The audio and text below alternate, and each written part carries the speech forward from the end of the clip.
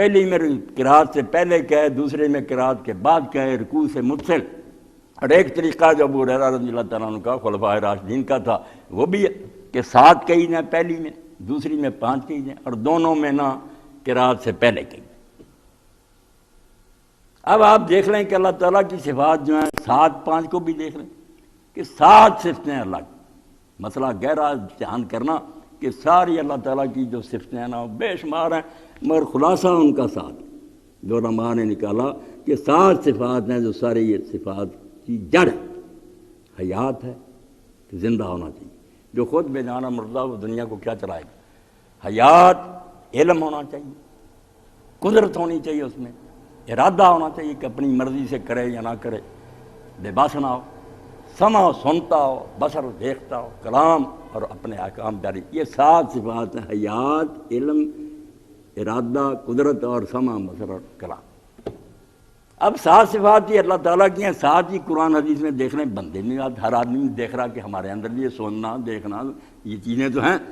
اب 7 پر آدمی نہ اعلان کر کر کہتا اللہ اکبر، اللہ تیرا زندہ ہونا کجا اور ہمارا زندہ ہونا کجا، توبہ، ہم اس بدنامی سے توبہ کریں۔ اور اسی لیے امام شافعی، امام ابو حنیفہ، امام احمد ہاتھ بھی اٹھاتے، دوسری نمازوں میں انکار کرتے ہیں کہ رفع دین نہیں، یہاں تو یہ تینوں کہتے، امام ابو حنیفہ بھی ساتھ مل گیا۔ اسی پر ابن حزم کہتا ہے جہاں ثابت ہے وہاں امام مانتا نہیں، جہاں نہیں آئی کوئی حدیث مگر وہ کہتے ہیں بس بھائی صرف اللہ اکبر منہ سے کہنے سے بات نہیں بنتی، ہاتھ اٹھا کر بھی خالی ہاتھ کھڑے کر دو کہ ہمارے پاس نہ حیات ہے، نہ علم ہے، نہ ارادہ ہے، نہ کچھ نہیں ہمارے پلے، اگر کچھ تھوڑا بہت ذل ہے، سایہ ہے، عکس پڑ رہا تیرا، ورنہ ہم بڑی۔ یہ ساری صفتیں اصل میں تیری ہیں، تیرے ہی لائق ہیں۔ تو پہلی میں 7 ہوگی، حیات، علم، قدرت، ارادہ، سمع بصر اور کلام۔ اب دوسری رکعت آئی، اس میں ہو گیا کہ ایک ہے اللہ تعالیٰ کی ذات، سمجھ نہیں ہم سکتے اللہ کیا، ہم تو اپنا آپ نہیں سمجھتے، میں کہہ رہا ہوں، میں آپ بھی کہہ رہے ہیں، میں نہیں آج تک کسی کو پتہ چلا، صفات کا ہی پتہ چلتا ہے، یہ گورا چٹا اتنا لمبا ہے، بیمار ہے، یہ ساری صفات خود جو میں ہے کہ کفایت اللہ کون ہے صاحب کوئی نہیں پتہ چلتا، کسی کو آج تک نہیں پتہ چلا کہ جو اپنی طرف یہ نسبت کر رہا کہ میں یہ ہوں، میں نہیں ملا، باقی جو سارے اوصاف ہیں۔ تو اللہ تعالیٰ کی ایک ذات ہے، خود اللہ ہے، اور 4 صفات ان 7 میں بھی سے سمجھے الوہیت کی بنیاد، خود اللہ بننے کے لیے، رب بننے کے لیے 4 لازمی، سمع بصر کلام جو ہے یہ کتاب نے بتا دیا کہ سنتا دیکھتا ہے، ورنہ ان کے بغیر کام چل جاتا، 4 نہ ہو تو نہیں چل سکتا، زندہ نہ ہو، علم نہ ہو، قدرت نہ ہو، اپنا اختیار نہ ہو، خدائی نہیں کر سکتا۔ سننے دیکھنے کا کام تو علم سے بھی چل سکتا کہ جانتا سب کو پتہ، چلو سنتا دیکھتا نہیں، پتہ تو سارا، مگر یہ 4 بنیادی صفات اربع، تو ذات خود اللہ اور 4 صفتیں ان کے بارے میں اللہ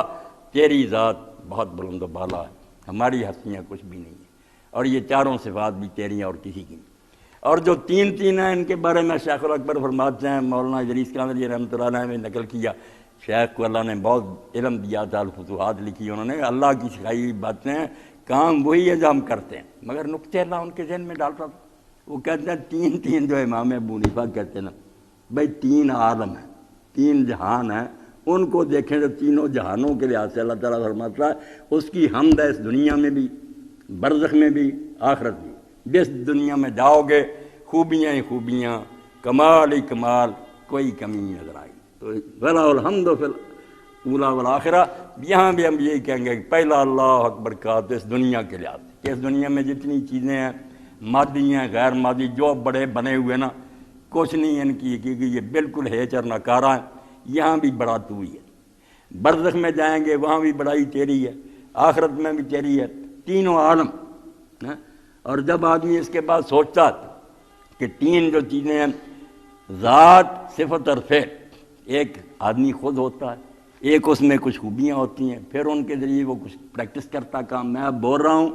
میرے اندر کلام کی صفت موجود ہے، وہ اندر ہے مگر اس طاقت سے کام لے رہا ہوں، الفاظ بول رہا ہوں، تو ذات، صفت اور فعل 3 باتیں ہوتی ہیں۔ اسی طرح اللہ تعالیٰ کی یہ تینوں جو ہیں ایک رقم میں ان تینوں کے بارے میں، نہ تیری ذات جیسی کوئی ذات ہے،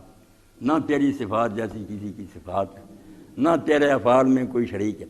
تو یہ چند وہ باتیں ہیں جو اللہ نے اپنے نیک بندوں کے ذہنوں میں ڈالی، ختم نہیں اس پر ہو گئیں۔ اللہ کے رسول علیہ السلام نے جو ہمیں دین دیا، بدقسمتی ہم اس کی طرف دھیان نہیں کرتے۔ یہاں ہر جو ہے نا موتی اپنی جگہ پر ٹھیک جڑا ہوا، بالکل تکبیریں اور اللہ کی یاد، اور اس تکبیر کا نتیجہ آپ دیکھ لیں، نقطہ کہ بندہ اللہ کے سامنے اس طرح اپنے آپ کو گرا دیتا، جو اسلام کا معنی مودودی صاحب رحمۃ اللہ علیہ کا پڑھ ہے کہ ہر عید جو ہے نا اس سے پہلے اللہ تعالیٰ کھانا پینا بند کر دیتا، اس وقت ہم بند ہو جاتے ہیں، اس وقت تحجیر، بالکل سارے اختیار ہمارے سلب۔ رمضان شریف کے تو 29 دن، یہاں یوم عرفہ کہ عرفے کا دن آیا بھائی روزہ رکھو، لازم نہیں کیا مگر ثواب کتنا بیان فرمایا۔ اور یہ بھی کمال کی بات ہے کہ جو چیز دنیا میں صرف محمد رسول اللہ صلی اللہ علیہ وسلم کو ملی ہے نا، اس کا ایک حصہ اس سے ہمیں ملتا ہے،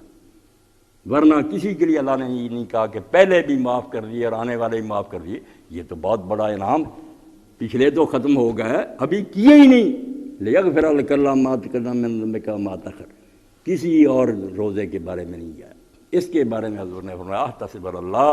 یہ آپ کا ادب ہے کہ زور سے نہیں کہا پا، اللہ تعالیٰ سے مجھے پوری امید ہے کہ یہ روزہ جو ہے نا ایک سال جو گزر گیا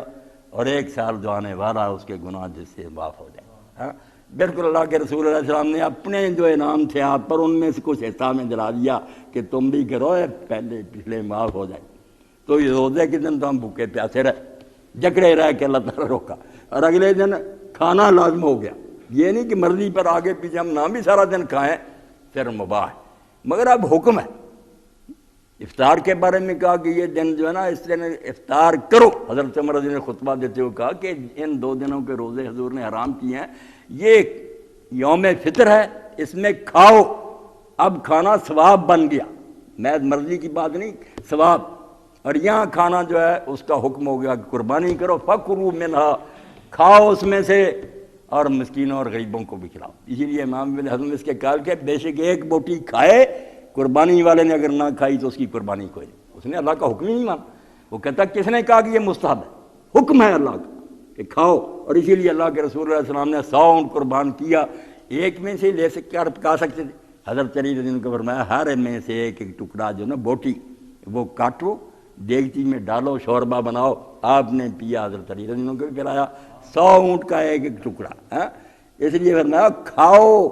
یعنی پہلے روزہ کر کے بند،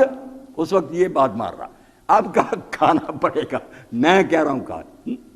گر تما خاص من سلطان دی خاک بر پھر کے کنات بات۔ جب سلطان خود کہتا کہ لالچی بنو تو لعنت ہے اس پر جو کہ نہیں میں نہیں لیں گا تیرا دان۔ بھائی جب کہتا کھاؤ پیو، اس لیے اس دن کھانا پینا کھیل تماشا عبادت بن گیا، کھیل تماشا لہو و لعب عبادت بن گئی، مندوب ہو گیا، جائز نہیں عبادت۔ اللہ کے رسول اللہ علیہ السلام کے گھر میں 2 چھوٹی بچیاں دب بجا رہی تھی، گیت گا رہی، آپ چادر لے کے لیٹے ہوئے۔ حضرت ابوبکر رضی اللہ عنہ انہوں نے کہا رسول کے گھر میں یہ شیطانی باجا، یہ نہیں فکرہ یہ گاندھی وغیرہ لیتے، پتہ تھا مسلمانوں کو کہ یہ شیطانی کام،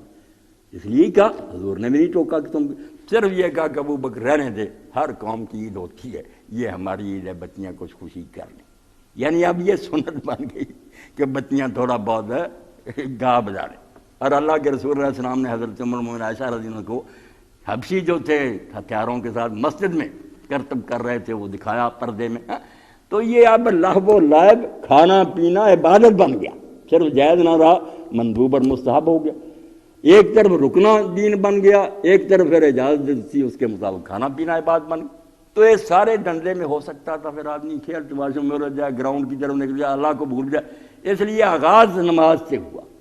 کہ یہ نماز سارا دن تیری حفاظت کرے گی، نماز پڑھ کر یہ دھندے شروع کر، دوستوں سے ملنا، کھانے پینے، تاکہ جیسے نیت ہوتی نا، یہ نیت ہو جائے صبح سے ہی کہ میں اللہ کو سجدہ کر کے آیا ہوں، ان کاموں میں کہیں اس کو بھول نہ جاؤں، بالکل دھیان رکھوں کہ غلط کام تو نہیں ہو رہا، کئی نمازیں تو قضا نہیں ہو رہی درمیان میں، نماز تجھے روکے گی، سے نماز میں بھی بجائے عام نمازوں کے زیادہ اللہ اکبر کہے تاکہ تیرے دل میں اس کی تعظیم اور اس کی شان جو ہے نا جم جائے کہ وہ بڑی شانوں والا ہے، اس کی نافرمانی کرنے کا کوئی حق نہیں ہے۔ اور اسی لیے اس کو عید کہا گیا۔ علماء